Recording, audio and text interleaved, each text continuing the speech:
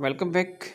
आज हम बात करेंगे बेसिस के बारे में। इससे पहले एसिड के बारे में बताया था। जो एसिड में बताया था हमने कि एसिड में H प्लस आयन्स रिलीज होते हैं, मतलब जिसमें H प्लस आयन्स होते हैं वो एसिड होता है। अब हम बात करेंगे बेस के बारे में।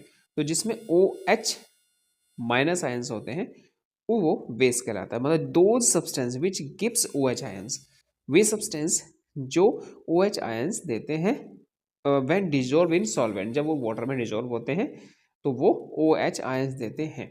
मेटल हाइड्रोक्साइड और metal oxides are considered as base. और जितने भी मेटल हाइड्रोक्साइड होते हैं या फिर मेटल ऑक्साइड्स होते हैं उनको हम बेस कहते हैं। ओके। एंड क्लासिफिकेशन की अगर हम बात करेंगे तो क्लासिफिकेशन में on the basis of solubility, solubility की बेसिस पर क्या होता है, ये वाटर में सोलिबल होते हैं। मतलब बेस जब वाटर में डिजोल्व किए जाते हैं तो वो डिजोल्व हो जाते हैं। मतलब इनको हम इसलिए एल्कली भी कहा जाता है, जैसे कि NaOH और CaOH होल ट्वाइस है। Insoluble in water base which are not dissolve in water called water in soluble base, water in soluble base कहलाते हैं। जैसे कि COH होल ट्वाइस है और FeOH होल थ्राइस होता है। And on the basis of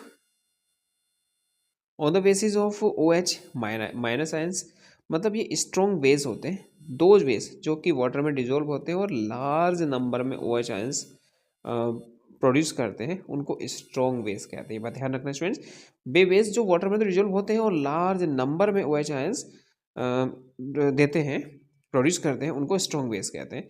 और ये हार्मफुल होते हैं एज स्ट्रॉन्ग एसिड के कंपैरिजन में, और कोरोसिव होते हैं नेचर में।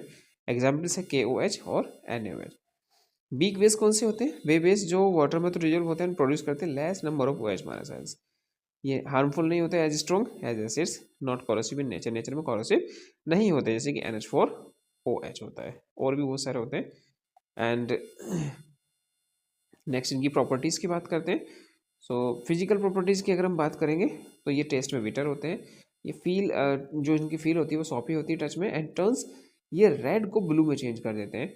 एंड ये इलेक्ट्रोलाइट होते हैं, हैंस इसमें इलेक्ट्रिसिटी कंडक्ट होती है सॉल्यूशन में।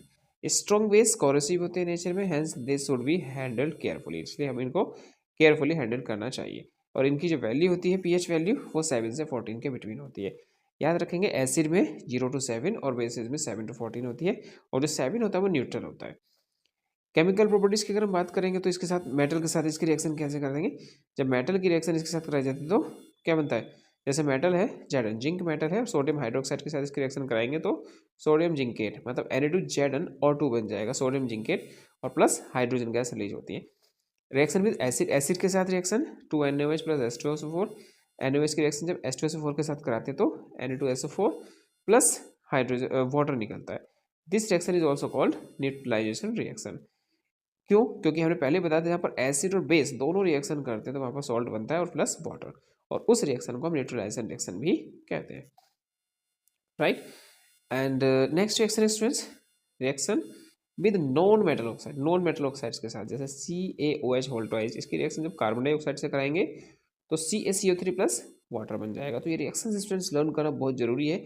इस तरीके से आप लर्न कर लेंगे तो मे बी आपको समझ में आ जाएगा और ईजी हो जाएगा आपको एग्जाम पर्पज से। इसके यूजेस क्या होते हैं, जैसा सोडियम हाइड्रोक्साइड का यूज़ किस लिए किया जाता है, मैन्युफैक्चरिंग ऑफ सोप में, पेपर में, और सिंथेटिक फाइबर एवन में, और ब्लीचिंग पाउडर CaOCl2 के मैन्युफैक्चर करने में, और इसका एंट एसिड में भी इसका यूज़ किया जाता है। जैसे कोई एंट कट कर लेती है तो हमें इसका, अगर हम मैग्नीशियम हाइड्रोक्साइड लगा लेते हैं तो उससे एंट एसिड का जो रिएक्शन है वो कम हो जाती है। एंड सोडियम कार्बोनेट, इसका यूज़ किया जाता है सॉफ्टनिंग ऑफ हार्ड वाटर, अगर हार्ड वाटर को है उसको सॉफ्ट करने में यूज़ किया जाता है, और वॉशिंग सोडा बनाने में भी इसका यूज़ किया जाता है। एंड हाइड्रोजन कार्बोनेट का यूज़ किया जाता है baking soda as an antacids, and soda fire extinguisher में भी इसका यूज़ किया जाता है।